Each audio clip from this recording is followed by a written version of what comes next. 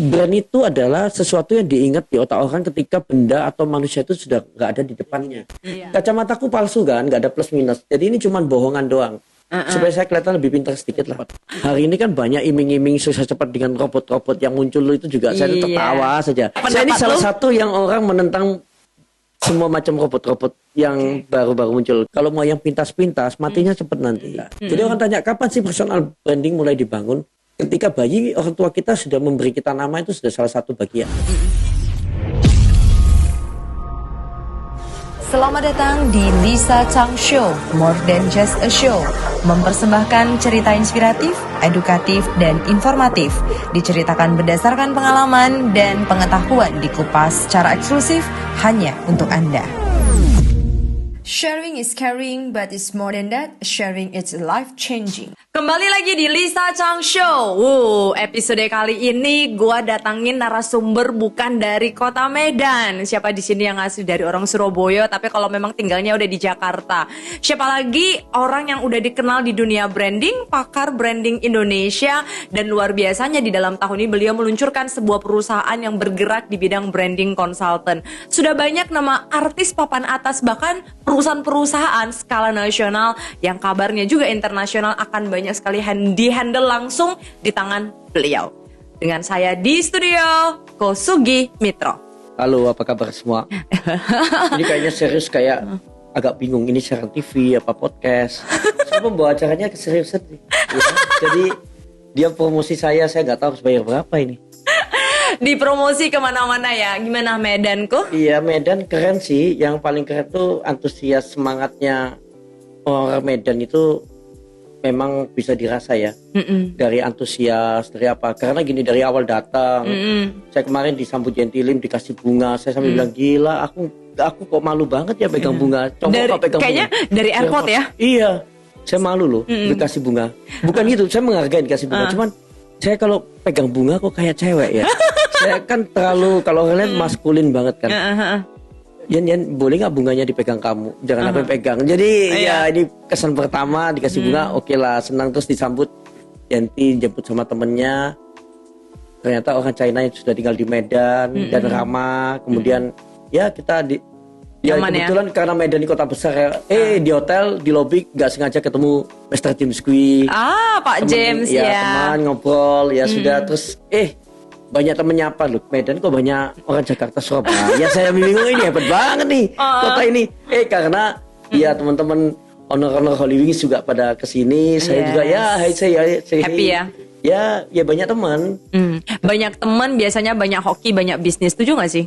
Ya kalau lihat sih Medan kan kota besar juga ya. Jadi banyak pengusaha juga melirik kota Medan. Salah satu yang layak untuk diinvest, bisnisnya dibuang di sini. Kalau dari Ko Sugi dengan pengalaman di dunia bisnis nih selama ini, kota Medan ini potensi sekali nggak sih? Kalau sebenarnya potensinya suatu kota itu selain tergantung pemerintahnya, itu tergantung juga ke manusianya. Bukan bilang apa, saya pernah keliling banyak kota ya di Indonesia, termasuk banyak ya. Saya lihat ada beberapa kota itu yang saya nggak sebut, tapi males. Oke. Kalau Medan ini kalau bisa sampai malam kerja pun kerja kita ya.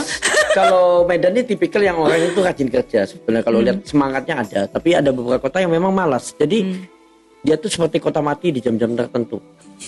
Jam siang itu nggak ada orang. Saya bingung kok nggak ada orang semua. Iya, jamnya kan bukan jam kerja, jam orang tidur siang. Kalau orang di kantor, gitu ya. Aduh. Semalam gini ceritanya di Medan, semalam sampai jam berapa melihat Medan masih hidup? Saya kemarin kan PPKM. Tapi ya PPKM ya, tapi sempat makan durian di malam-malam, sempat masih makan buka, durian ya. Medan memang dikenal dengan duriannya. Iya. Oke, kalau kita ngomong nih, kita mungkin kilas balik sih aku secara pribadi, dan mungkin teman-teman di Lisa Chang Show di sini pengen tahu lebih dalam tentang Ko Sugi yang di dunia branding. Gimana sih ceritanya dirimu udah 25 tahun di dunia branding, gimana ceritanya bisa dikenal sebagai pakar branding Indonesia? Ini kalau sudah dibilang 25 tahun di branding, orang sudah mulai mengira usianya berapa? Kakek nomor berapa ini, ya kan? Anda mau tebak nggak? Kalau tebak boleh taruh di kolom komentar. Iya, tebak aja. Karena saya ini golongan vampire. Vampire itu bisa hidup 1000 tahun lebih. Aduh, awet muda terus. Selalu ya? Iya. Lehernya suka berdiri gini kan. Makanya saya sudah cocok jadi vampire gitu kan. Kulitnya pucat-pucat gitu, penghisap darah ya kan. Nah, ngebayangin semuanya nanti. Ya, terus jam tidurnya pendek kata orang. Karena saya tuh suka kerja sampai jam 2 pagi, jam 3. Tapi jam 7, jam 8 sudah bangun. Sudah fitness biasanya. Sudah aktivitas lain. Kalau nggak jawabin chat, jawabin apa? Ya, saya super sibuk sih ya, karena saya nggak bisa nganggur. Saya tidur siang nggak suka, karena buat saya buang waktu. Oke. Dari dulu. Jadi mungkin itu salah satu kunci kesuksesan yang dilakukan, kebiasaan yang dilakukan oleh Kusugi. Ya, karena saya merasa masih banyak yang harus saya kejar untuk mencapai apa yang saya target. Apa yang masih kamu targetkan sebenarnya, Kusugi? Kalau orang tanya pasti akan bingung. Jadi gini, saya sebetulnya dari kecil, saya masih bayi waktu kecil, saya sudah yakin suatu saat saya pasti orang yang kaya sekali. Meskipun saya nggak kaya ya dari dulu ya. Dan sekarang masih kurang kaya, jauh. Menurut saya masih jauh target. Cuman saya merasa saya pasti super kaya ke depan. Kedua, saya dari kecil tuh merasa saya tuh akan menjadi sosok superhero. Jadi kenapa saya tuh kemana-mana kan kadang sering pakai sepatu boot. Terus hari ini sepatu boot ya? Sepatu boot mau lihat, boleh. Aku bisa angkat deh. Langsung. Nah, jadi saya tuh merasa saya tuh kok cocok jadi superhero ya. Dari kecil saya kalau lihat action figure superhero apa tuh saya suka. Dan saya melihat, nggak tahu di rekaman otak saya tuh superhero tuh penampilan harus keren, harus punya ciri khas, kemudian harus badannya atletis. Nah, saya nggak suka badan jelek gitu. Saya dulu ingin saya perfect gitu loh. Dan saya mungkin karena dari kecil suka memperhatikan action figure, mainan-mainan itu saya perhatiin kenapa ya dia menciptakan karakter ini dari kecil. Saya suka pemerhati, saya suka gambar.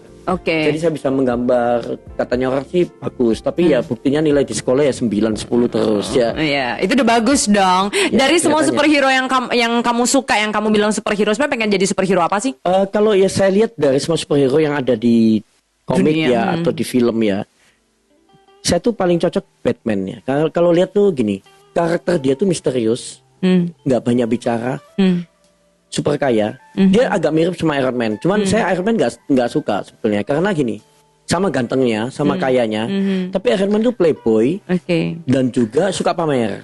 Berarti karena Batman nggak suka pamer, juga nggak playboy, that's why you lebih choose Batman. Iya, Batman bukan gitu. Kalau di luar kelihatan ceweknya banyak biasanya. Cuman dia sebetulnya setia. Bukan, dia terakhir baru married sama Catwoman ya. Tapi dia itu lebih ke ini dia tuh suka menunjukkan dia banyak cewek glamor, tapi sebetulnya pulang bisnis dia tuh langsung masuk ke gua kelelawarnya kerja lagi. Kerja tuh bantu banyak orang. Nah, itu kok karakter saya banget gitu. Terus kalau nolong orang tuh dia nggak suka terlihat, nutupin wajahnya. Dia nggak mau ketahuan dia tuh siapa. Kalau Iron Man kan beda, dia nunjukkan aku ini loh superhero-nya, saya nih loh Iron Man-nya. Nah, beda. Dia kan sombong.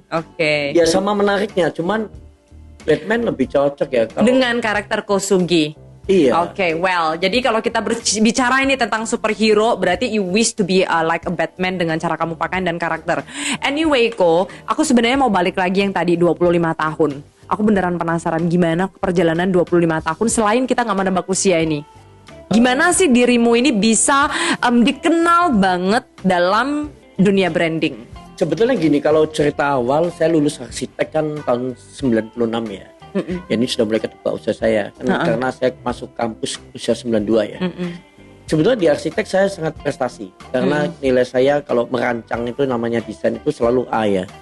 Cuman kebetulan waktu itu saya masuk ke perusahaan sepatu 4 tahun dan sepatu yang nggak terkenal, nggak ada nama itu waktu itu sempat sampai meroket sepatunya anak-anak ranking 2 Indonesia. Kemudian tahun 2000 saya putuskan keluar. Saya tahun 2000 mulai buka advertising sendiri. Dulu saya belum branding consultant ya, masih advertising. Kemudian saya terima segala cetakan brosur, kartu nama. Kemudian saya mulai jadi IO. Sebetulnya 2005 dulu saya punya IO wedding nomor 1-nya Surabaya. Iya.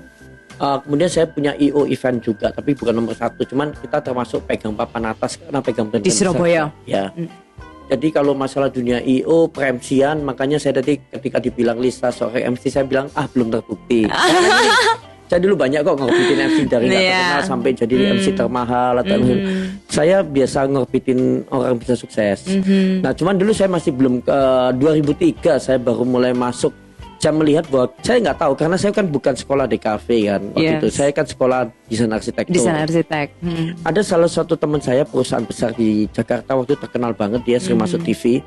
Dia tuh presiden direkturnya Landor. Landor itu yang pegang Garuda. Terus yang di luar negeri dia tuh yang desain Microsoft, Pizza Hut dan banyak brand besar lainnya ya. Dia datang ke saya karena dia tuh waktu kecil tuh, waktu SMA, dia tuh temannya kakak saya gambarin tugas-tugas sekolahnya. Dia tuh saya dengar, kan aku kayak kakak adik juga sama dia. Sugimitro di Surabaya sudah pegang proyek Sampurna, proyek besar-besar, kok bisa? Dia penasaran, pengen ketemu aku. Dia ketemu, dia presentasi tentang perusahaannya dia. Ini loh perusahaanku ini branding consultant, ini gini-gini. Mau nggak kamu gabung sama perusahaan kita? Gini-gini. Saya bilang sama dia, waduh. Saya sudah memutuskan sejak tahun 2000 keluar dari kerja saya nggak mau ikut orang lagi, saya mau kerja sendiri aja. Mau bisnis sendiri aja. Iya, tapi terima kasih ya dijelasin semua gini. Besoknya saya langsung rubah kartu nama saya jadi branding consultant. Karena apa?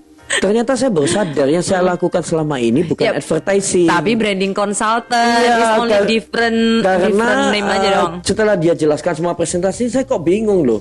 Ini kan semua yang saya lakukan. Kenapa klien saya itu kalau saya cerewetin dari yang namanya logo, kartu nama, cara jualannya harus kayak gini, seperti ini. Itu bukan cuma sekedar advertising biasa, bukan desain logo biasa. Itu adalah sebuah proses membranding.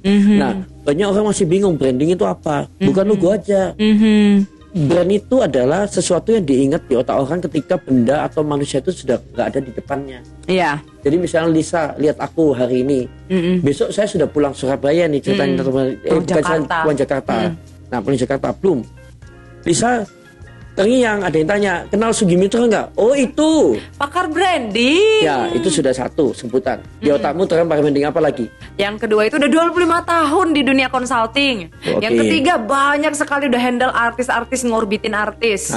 Terus kemudian Batman. Nah itu yang direkam di dia. Mungkin dia secara ini akan teringat, oh ini sudah pakar beneran sudah 25 tahun. Oh banyak artis yang kenal, banyak pernah pegang banyak perusahaan besar. Itu direkam berarti benar pakar kan. Tapi ada yang lagi direkam itu semacam, oh Sugi itu pakai kacamata, pakai topi, pakai sepatu boot, suka baju hitam. Cuman kemarin di acara Yantilin putih-putih, karena dikasih baju putih masa mau baju hitam ya kan. Saya harus bawa topi putih, sepatu putih nih. Nah menyesuaikan kan. Nah tapi akhirnya itu direkam karena sebetulnya saya tuh membangun. Jadi kayak topi ini kenapa saya pakai? Saya tuh sejak kapan pakai ini? Sekitar 4 tahun lalu. Ketika saya jadi pembicara, saya baru mulai pakai topi. Saya sadar, saya nggak boleh, saya harus bikin ciri khusus. Jadi saya pakai topi supaya orang penasaran. Dan orang gampang ingat, siapa dia. Karena kalau di panggung kan jarang orang bertopi. Di acara resmi, masa orang pakai topi. Saya nggak peduli, saya pakai topi. Lu biar tahu, gue memang gayanya gini. Kacamataku palsu kan, nggak ada plus minus. Jadi ini cuma bohongan doang. Supaya saya kelihatan lebih pintar sedikit lah. Ini part of the branding ya? Iya, jadi kalau lihat saya sempat ngartunin saya sendiri lebih gampang diingat. Karena kalau dulu ciri saya sebelum pakai topi kacamata orang taunya itu yang pakai kaos hitam, baju hitam, senengannya kaos hitam, baju hitam, sepatunya boot. Atau suka pakai aksesoris. Saya kan suka pakai warna silver, nggak suka warna emas. Saya ini dari dulu nggak suka emas. Karena makanya saya merasa kalau pakai emas itu agak terlalu nyombong gitu loh, kayak warna emas. Aku dari dulu nggak suka warna emas. Sukanya warna silver. Metal juga? Yang silver metal seperti itu ya? Iya, makanya dari dulu aku suka hitam perak kebanyakan gitu. Kalau silver tuh lebih strong, lebih laki gitu. Lebih kelihatannya laki-lakinya banget ya.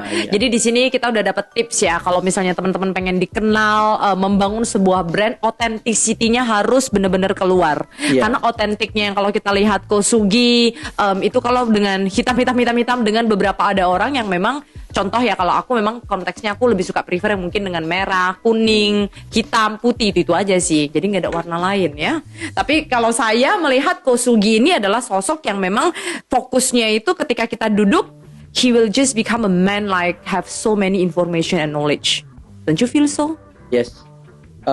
Mungkin gini. Ya karena sampai saya bisa seperti begitunya karena jam terbang tinggi ya. Benar. Jadi gini, ketika kita menjadi petinju yang hebat, itu kan kayak kita menjadi kesuksesan. Banyak orang pengen sukses. tapi dia banyak yang bilang saya ingin sukses cepat. Hari ini kan banyak iming-iming sukses cepat dengan robot-robot yang muncul itu juga. Saya tuh tertawa saja. Jadi mereka percaya nggak sih lu? Ya sebetulnya gini ya. Ini pas ya. Aku jadi pengen dikit nanya pendapat lu. Saya ini salah satu yang orang menentang semua macam robot-robot yang baru-baru muncul. Kenapa saya menentang begituan? Gini, saya nggak menyalahkan yang main. Tapi logiknya paling simpel gini loh. Kalau robot itu segitu hebatnya, dia nggak akan mengeluarkan untuk dipakai orang lain. Gini, yang dijual itu adalah sistem MLM-nya, di mana jual robot saling bagi komisi. Dan yang bahaya, saya tahu sendiri, robot-robot itu banyak yang sebenarnya jebakan maut untuk money game. Karena sebetulnya money game dengan gaya baru, mereka sudah nggak bisa mengeluarkan gaya MLM lama.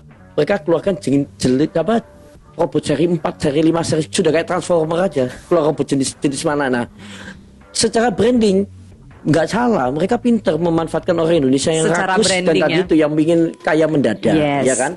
Jadi mereka berharap dengan robot ini akan jadi lompatan mereka tahu kaya mendadak. Nah, padahal ya nanti tunggu tanggal mainnya aja. Ketika duitnya sudah nggak cukup atau mereka sudah merasa robotnya yang bandarnya tuh sudah ngumpulin, misalnya kan banyak yang bilang besok uangnya bisa ditarik, besok uang ditarik. Ya coba aja tunggu nanti ketika 1T pada satu hari masuk bersamaan. Besoknya semua nggak bisa narik bersamaan. Nah itu berarti dia sudah hilang. Enough, uangnya udah cukup bagi mereka ya. Mereka sekarang kalau yang punya robot pasti bagi terus. Namanya dia merasa belum cukup, nggak apa-apa, gue bagi bonus terus tiap ini, gue janjiin komisi segini. Tujuannya apa? Supaya kepercayaan publik, brandingnya semakin kuat. Itu branding. Yes. Benar itu. Buktinya dibayar. Karena, berarti setuju nggak sih kalau kita bilang branding sama dengan build trust? Tergantung, kan ada branding juga yang untuk menjatuhkan. Oh ya? Wait. Ya kayak gini, saya mau nyerang kamu mau masuk anggota politik, saya branding aja kamu rusak terus. Nah itu kan nggak membangun trust. Yes, benar. Merusak kan. Yes. Ya tergantung tujuannya apa dulu. Branding kan bisa positif, bisa negatif. Negatif gitu. Tergantung kamu mau dikenal seperti apa. Kayak gini nih, saya sudah terlalu terkenal. Sudah deh, saya harus rem keterkenalan saya dengan saya menjatuhkan diri saya sendiri supaya saya dilupakan orang. Bisa. Biar hidup saya nggak terus diikutin orang juga gitu. Oke, berarti ceritanya 25 tahun perjalanan ini memang dari tahun 2000 tadi setelah selesai nggak bekerja lagi sama orang, fokusnya untuk membangun usaha sendiri hingga hari ini. Benar ya, Koh? Sebetulnya kan saya sudah mulai usaha sendiri dari tahun 2000. Tadi kembali 2000. Saya banyak pertanyaan yang tadi belum kejawab. Cita-citanya apa? Saya kembali nih. Tahun 2000 banyak yang tanya, saya masih ada beberapa rekaman pertanyaan belum saya jawab. Tahun 2000 ketika ditanya cita-citanya apa, saya bilang suatu saat saya akan branding negara Indonesia. Semua yang tanya saya melongo. Ini orang gila. itu usia kapan itu waktu ngomong kayak gitu? tahun 2021 tahun yang lalu. Oke. Tapi wajah saya sama loh waktu itu sama sekarang. Saya supaya. Nanti boleh kasih saya foto 21 tahun lalu, nanti saya taruh di sini. Anda tinggal lihat. Jangan deh, nggak usah. Malah beberapa bilang, Gi, kamu dari wajahmu 15 tahun yang lalu kok gantengan sekarang, katanya orang ya. Saya nggak tahu. Katanya mungkin karena lebih matang aja. Laki kan usia 40 ke atas lebih kelihatan dewasa kelihatannya. Iya. Nah, kemudian lucu nih, gue jawab itu, semua tertawa, ya sudah, biarin. Ya nanti lihat aja deh, boleh. Cuman memang kan saya sudah banyak pegang brand nasional dari sudah lama, dari tahun 2000 lebih. Pindah Jakarta kan baru 3 tahun. Nah, tapi yang lucu nih gini nih. Tadi kan saya cerita yang masalah forex robot belum saya jawab tadi. Saya ada singgung masalah petinju. Orang kalau mau sukses, petinju mau sukses, itu kan dia nggak bisa langsung masuk kejuaraan dunia langsung menang. Dia tuh harus siap masuk kejuaraan kelas kampung dulu, dikebukin, latihan, KU dulu rasanya KU gimana, mukul yang bener kayak apa. Kuncinya tuh harus ketemu banyak lawan, harus berjuang. Kalau mau yang pintas-pintas, matinya cepet nanti. Nah seperti itu. Jadi berjuanglah dulu, gak gampang. Intinya di dalam semua kesuksesan tuh butuh proses perjuang. Ada kerja keras yang harus dibayarkan dulu. Kalau memang Anda langsung hoki semuanya langsung bisa cuan seperti itu mungkin ada. Tapi satu dari sekian puluh ribu juta manusia di dunia ini kan begitu. Saya bilang bukan gak ada itu sama dengan judi. Kalau dia sukses terus dia dapat uang banyak terus dia merasa cukup enough, saya nggak main ini lagi, terus besoknya scam, jadi dia pasti teriak-teriak hore aku hebat. Nah cuman ada bedanya. Kalau saya dari dulu tawarin gitu nggak mau. Kenapa? Ketika teriak kita hore kita menang, tapi kita membuat banyak orang hidupnya susah. Nah itu yang saya nggak mau. Makanya kembali ya, itu kan membangun brand. Siapa kita. Kadang orang lupa. Kenapa saya ditawarin dari dulu robot? Saya dianggap saya pasti jago menghipnotis banyak orang untuk ikut follow saya, dan saya bilang gini, teman-teman saya yang itu menawarin saya robot-robot. Bu, kalau kamu jalan cepet Bu, aku aja baru sudah sebentar ikut sudah 5M. Yang ini sudah dapat 12M penghasilan. Karena dengan dirimu yang punya komunikasi yang luar biasa dan juga jaringan yang luar biasa, tinggal buka mulut, harusnya people will follow you kan. Pasti. Gitu. Saya bilang gini, saya boleh-boleh aja ya kan ikut begituan, tapi bukan saya banget. Pertama, saya tahu saya bukan hanya dapat belasan. Saya kalau yang masuk saya mimpin suatu robot itu, saya pimpin, saya brand, saya kuatkan. Saya paling sebenarnya sudah ratusan miliar. Tapi kembali hidup saya bukan untuk sekedar duit. Saya mending dapat cuman berapa juta, berapa puluh juta, tapi itu saya nggak menyusahkan orang lain. Karena hati kita ini bukan di sana. Saya bisa membuat robot itu terkenal, bisa sukses, saya bisa mempromosikan, tapi itu bukan saya. Makan tidur nggak tenang ya Pak ya? Koko. Ya beda karakter. Kembali, kan dari kecil soalnya sudah kepingin jadi superhero. Kecuali saya dari kecil sifat saya, gua mau jurangin orang, gua mau jahat. Nah makanya hati-hati. Ketika kita masa proses sekolah, itu sebenarnya kita sudah bangun karakter kita juga. Kita bangun personal branding kita. Jadi orang tanya, kapan sih personal branding mulai dibangun? Ketika bayi, orang tua kita sudah memberi kita nama, itu sudah salah satu bagian. Ketika kita lahir, kita nangis, orang sudah mulai nginget, oh ini yang suka nangis kalau minta minum susu, itu sudah brandingnya anak ini. Ketika dia naik di TK, teman-temannya sekitarnya mulai merekam di otaknya, oh ini anak yang dulunya dari TK nuakal, suka nyontek, suka mukul. Nah, ketika di SMA diteruskan suka mukul, kuliah teruskan suka mukul. Akhirnya direkam orang, anak ini penjahat nih. Nah, ketika ketika lulus cari kerja, teman-temannya jadi bos, dia ngelamar kerja di perusahaannya temennya.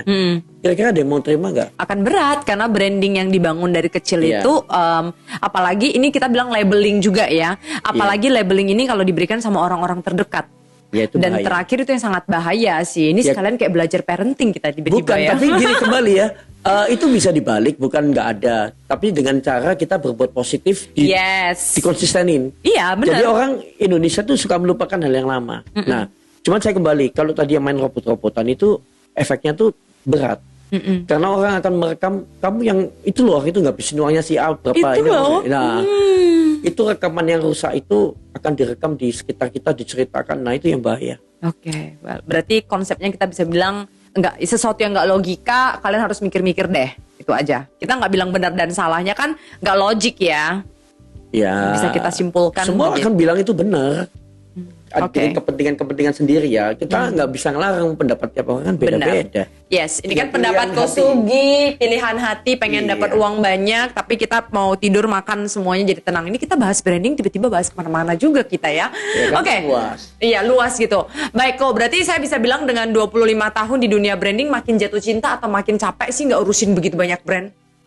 Atau makin nggak bisa tidur nih, makin ini bisa dibuat lebih lagi. Enggak dong, kalau kerja itu nggak boleh nggak dinikmatin. Iya. Kalau saya sudah milih, oke, saya mau di bidang branding ya, karena saya melihat ini adalah talent dari Tuhan untuk saya, di mana saya bisa menganalisa suatu produk dengan cepat, manusia dengan cepat. Saya sebetulnya tuh bisa baca orang cepat, cuman saya nggak ngomong-ngomong aja, nggak bicara. Jadi kadang karena tadi jam terbang tinggi, kadang lihat orang sebentar itu sudah tahu, oh ini karakternya penipu, ini karakternya kerja keras. Oh, orang ini jatuh cinta ke saya. Oh, orang ini suka. Tapi saya kan nggak boleh nunjukin semua, saya tahu semua. Itu harus lebih ke biasa-biasa aja. Semua mereka juga nggak takut sama saya. Jadi banyak hal yang mungkin makanya sebetulnya gini. Saya ketemu banyak triliuner ya yang berjumpa dengan saya. Kadang ya nggak tahu kenapa banyak triliuner ingin kenal saya nggak sebut namanya. Cuman kalau saya lihat mereka itu kata-kata yang saya baca ada kesamaan, mereka tuh jago lihat orang. Mereka tuh jago membaca karakter, tapi mereka lebih semakin duitnya banyak, kebanyakan semakin wise. Bijaksana. Jadi mereka tuh menutupin banyak kehebatannya dia tuh dengan menjadi manusia biasa. Nah, ya memang ada 1-2 orang yang tetap semakin sombong ada, tapi sebetulnya kalau saya lihat yang super triliun yang kaya tuh mereka nggak terlalu nggak terlalu aneh-aneh atau show off sekali lah ya, kita bilang. Kok kan dirimu ini banyak nih di lingkungan nge-brand artis, naikkan top artis papan atas gitu. Aku jujur aja pengen nanya sih. Sebenarnya artis-artis tuh kalau kata orang kan di belakang nggak semuanya ditunjukin di sosial media. Sebenarnya belakang layar sama depan layar itu beda jauh kali nggak sih? Kan di lingkaranmu berdasarkan pengalaman kamu, apakah itu good nggak untuk branding? Karena ini aku balik lagi ya, karena kan memang tuntutan pekerjaan sehingga mereka harus nge-brand dirinya dengan cara seperti begini, tapi sebenarnya in the fact they are not like this gitu loh. Sebenarnya is it good as a human? Good enggaknya itu sebetulnya tergantung dirinya. Kalau selama dia membranding dirinya, dia tidak stres dan membuat hidupnya semakin bahagia, ya why not gitu ya? Kenapa tidak? Jadi saya ini salah satu yang ketika ditanya orang, kan kadang saya pernah bahas tentang operasi plastik ya kan. Oke. Karena banyak teman-teman yang operasi plastik. Oke. Sempat saya malah dikira operasi plastik. Saya bilang saya nggak ada operasi, perawatan dokter aja nggak pernah. Banyak yang mau endorse saya nggak mau, karena kan dia kok kulitnya bagus. Nah tapi gini, saya bilang, ngapain kamu ngata-ngatain orang yang operasi plastik? Itu badan-badan dia sendiri. Iya benar. Tubuh dia, ngapain kamu komenin? Sekarang kalau dia operasi plastik, dia menjadi cantik, dia menjadi banyak rezeki, dia menjadi laris. Apakah itu salah? Berarti kan dia bagus membranding dirinya secara visual, lebih enak dilihat daripada dulu. Berarti itu keberhasilan dong. Dan kenapa kamu harus mencela dia? Terus sekarang dia jauh lebih sukses dari kamu. Kenapa kamu kalau mencela nggak kamu ngikutin dia aja? Saya kadang membuka pikiran mereka tuh, lu jangan cuman ngomel-ngomel atau mengatain orang, lu sadar diri. Kecuali dia habis operasi malah jatuh terjerembab. Nah oke, dia salah. Itu kan secara sosmed ya, banyak yang suka ngatain orang. Tapi sekarang sih sudah biasa kayaknya. Karena apa?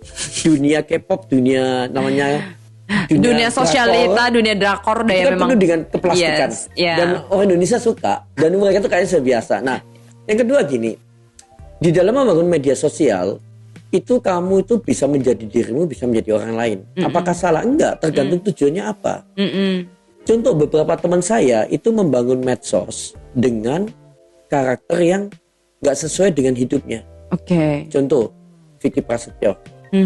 Banyak orang ngatain, Gi ngapain lu berteman dia? Gi ngapain kamu syuting? Barusan saya bikin YouTube-nya Pik 2 kan Agus Dayu. Saya ngajak Vicky sama Kalina, semua sudah bilang ke saya, ngapain Vicky diajak? Karakternya kan nggak bagus. Kata siapa? Fansnya banyak kok. Semua berebut pingin pakai dia jadi penyiar TV. Loh di berita, lah itu kan yang branding jelek tentang dia. Tapi jangan salah loh, Vicky orangnya jenius, pintar sekali, hebat, suka nolong orang. Kamu tahu nggak aslinya? Enggak. Coba lihat satu rekaman saya yang pernah ngechat pernah talk sama dia cuma semenit. Kaget orang lihat itu. Kok beda banget? Dia di depan kamera langsung jadi orang bego, langsung jadi orang yang kayak aslinya kayak gitu, ini orang jenius. Dia tahu, dia bilang ke saya kan, Pak Vicky pernah bilang, di angkatan saya banyak yang ganteng. Sekarang masih ada nggak di stasiun TV? Saya wajahnya jauh dari rata-rata kata dia. Tapi lihat, saya sampai sekarang eksis. Kenapa? Saya milih peran joker di dunia medsos. Biarlah netizen melihat saya orang yang buruk. Tapi kan kenyataannya saya lebih sukses dari mereka yang biasa-biasa, yang ganteng-ganteng itu. Nah, coba banyak artis yang ganteng sekarang nggak jadi apa-apa. Dennis Cadel, coba lihat karakter aslinya, beda. Padahal dia masuk medsos nggak sengaja. Ketika dia ngatain temennya masalah orang kaya tuh makanya di mall langsung viral. Kalau orang nggak kuat mental, dikatain orang netizen se-Indonesia, langsung susah merasa jadi artis ya. Iya, dia bilang apa? Dennis nggak lihat itu. Gila, gua kok jadi viral ya? Follower banyak ya dikatain. Dia berjuang. Ya sudah, gua mainkan. Gue jadi gila terus gini. Makanya dia keluar lagu Gila kan. Dia jadi gila terus, dia ketemu saya kan. Kan kita berteman baik juga. Terus dia ngomong, ya juga dia main peran negatif, peran yang kayak Harley Quinn lah kalau kita lihat di film Batman Joker itu. Nah, yang terjadi apa? Banyak hatersnya sekarang jadi fans fanatiknya dia. Akhirnya mereka tahu bahwa itu adalah setting bikinannya dia. Dan dia kalau diganggu artis, dia bisa membalik artis itu sampai bad mood, sampai stres sendiri. Itu hebatnya dia loh. Gak semua orang bisa loh. Dia kalau tidak diganggu artis, dia tidak mengganggu artis. Begitu diganggu, lu lihat kalau nggak dihabisin sama Dennis, dijadiin konten sama dia. Dan artisnya bisa meluap-meluap sampai nggak terima, nggak kuat kan. Karena langsung dibuatin konten ya. Dan dia diadu-adu, orang artisnya terbawa ke permainannya Dennis.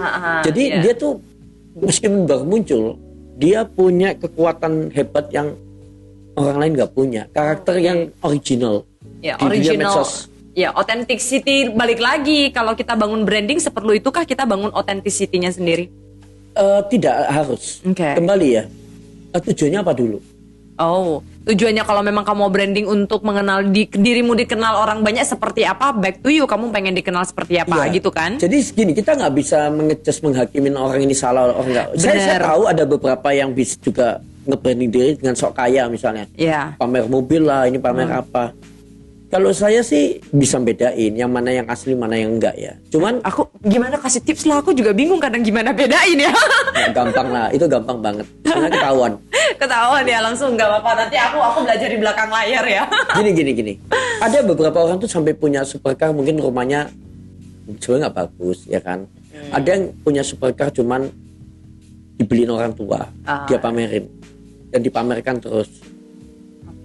Makanya saya kan bilang, saya punya temen yang mungkin kalau dibilang supercar bisa 30 tapi dia nggak pernah mau kelihatan. Dia malah kadang dipinjem-pinjem orang, diakuin punyanya orang lain. Dia nggak apa-apa juga gitu, karena memang dia memilih di branding yang seperti dia nggak mau terlalu dia punya. Dia cuma mau suka punyanya aja, cuma dipajang di rumahnya aja doang. Nah, tapi orang yang suka pamer di jalanan memang nggak salah. Kadang mereka ada yang bilang, ini supaya aku bisa bergaul dengan kalangan atas, supaya kalau saya bisnis saya nggak ditawar, saya harus pakai mobil-mobil mewah, supaya saya ya itu kan ada beberapa pengajaran di MLM atau di beberapa bisnis yang mengajarkan kamu harus saya salah satu yang sebetulnya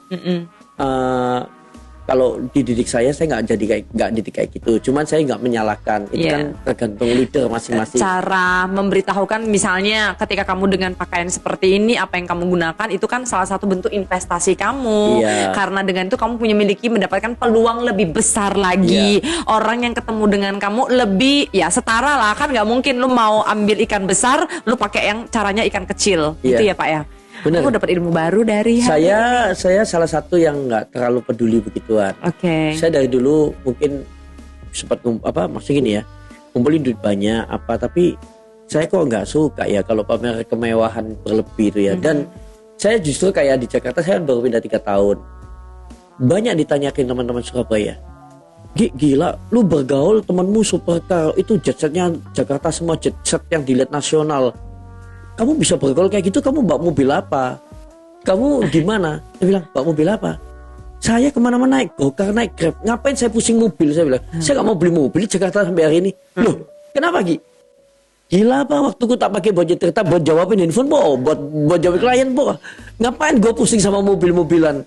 Aku nggak pusing itu, aku nggak penting buat hidupku punya mobil supercar atau apa. Meskipun saya mampu beli pun saya nggak akan beli kok.